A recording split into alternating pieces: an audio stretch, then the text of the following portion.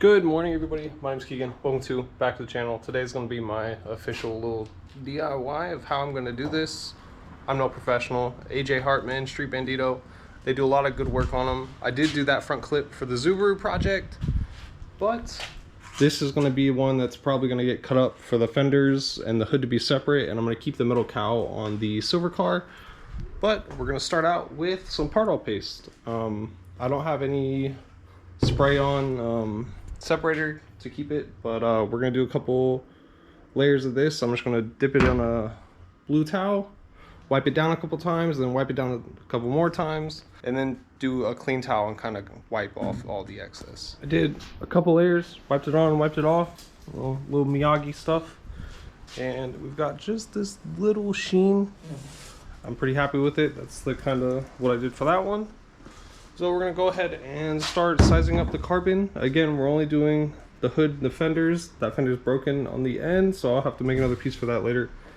But I'm gonna probably have the fenders go down this line, down low, and then I'll do a separate piece for this whole bottom, and I'll have it overlap right there. So we're at the point of getting ready to lay the carbon. I closed the garage because it was windy, but got the spool, and right now we'll consider it 0 degrees, and the weave's kind of going that way. So we're gonna go across the piece, and then when we do the second layer, that's gonna be visible, because I'm gonna try to just clear coat this, you know, with some UV resistant stuff so it can handle the Georgia sun. But we're gonna do that one long ways, and then that way hopefully it'll be single kind of roll across, so I don't have to worry about any breaks or matching any patterns.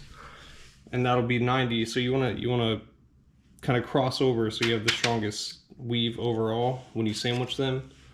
This will be only 2 layers. Ideally you want 3 and 4. One design change, I had a pair of these lenses, and it occurred to me as we were doing this front section, I did have some help kind of carrying the roll over. So we're just gonna give the Dapper lights to the Johatsu, the K-Swap Z. They would have been cool for this, but I feel like this will look so much more aggressive and wide. Even with the rounded bottom, I might put a little wing down low, but I kind of like how this is gonna look, and we're gonna keep sizing it up. Just a little update on what's going on. We got everything kind of patted down. I did take my fingers and go over the body lines because they're in it, and I do plan on splitting this piece at the fender and the hoods. But I'm really happy with how it looks. So there's that obviously. Definitely a change of plans. A lot more whale sharky. Gloves, easier. If any resin gets through, at least you got a bit more protection if you have to answer the phone or anything. For me, I'm probably gonna pick up the GoPro a couple more times, so I'll definitely put 2 pairs of gloves on, but that helps me. And I'm gonna mix everything up. I'm gonna be using slow hardener, just so I have a little bit more time to play with it, because I felt like last time it was hardening up a bit too fast on me, so it gives me about 45 minutes. And I'm gonna be using silver tip epoxy.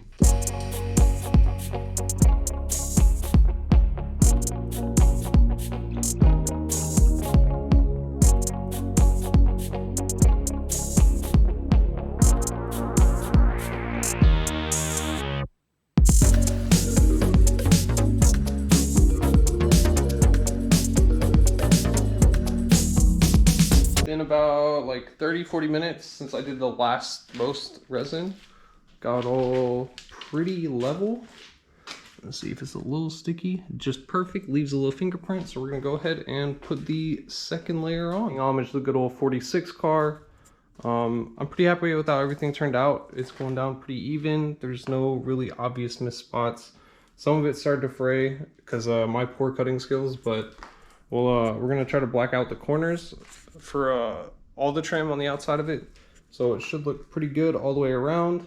This System 3 silver tip epoxy is amazing stuff. I've only used 2 other brands, but there's no yellowing, and there's no kind of hardening where while you're applying it, it'll start dragging towards, like, not even towards the end of the working cycle, but like towards the middle, like 15 minutes in. So I'm really happy with this stuff, and I mixed it the exact same way to the others, how they called for.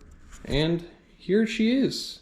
Tomorrow we're gonna do some sanding by hand, and then apply one more layer of resin. Been 24 hours. We left off dark, we're back in dark, and I've sanded this with 120 and 180, and we're gonna go ahead and I'm gonna prop this up on that so it's facing up so I can definitely get a lot of resin on the bottoms, but we're gonna put one last coat on everything and then she should be good to go to peel off. Boom. Not sure how well the GoPro is gonna pick up the last coat, but it definitely looks much more wet than it did. Boom.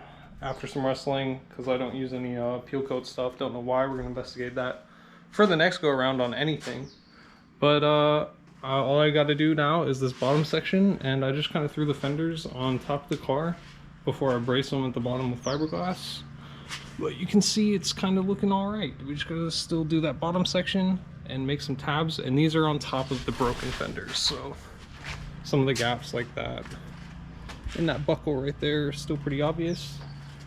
Mold over so I can do the top balance piece, and also kind of sized up the fiberglass strips.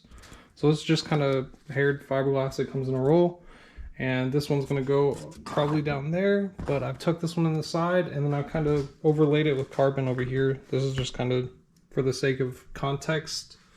I need to do one more piece, but we're going to do two across here, and I'm probably going to do something for the squares to see if I can get away with some hood hinges. That way I can brace them. Time after the explanation, I just did both of these layers again because I really don't want this to turn into like a week-long project, but she's been laid over. I'll probably do the sides when the fenders are off. Day 5, I believe. These boys are a lot stiffer than they were. I still got to do the bottom section, but the top is no longer collapsing on itself. You can kind of see it right there. This is the bottom piece, still got to get trimmed up. And then the hood, which is definitely a lot more firm than it was. We're a couple days into this project now, and I'm finally doing some of these quick release buttons. I basically started with the one and then decided where I was going to angle it, and then sent the other one, and then now I got to do the bottoms.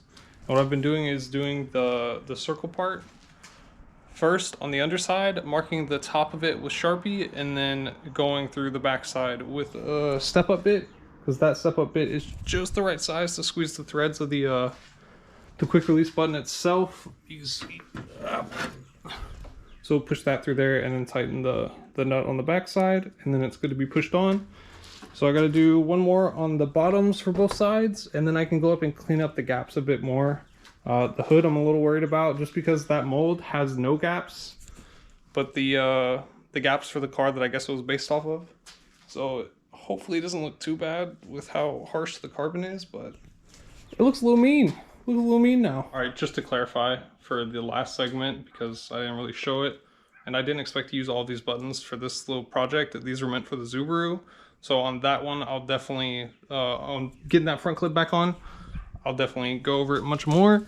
But these were the little stubs for the push button, and I'm just kind of marking the back of it with Sharpie. So this is silver one, and we'll just do this, and then I do the top two buttons first, and then drop the fender down and make sure that I kind of have the bow in it that I want, because it's going to hold it at just a little bit of an angle. The last panel ends up being the hood. I went out and got some steel rod and then used this hood. I used this line right here to kind of get the right bends.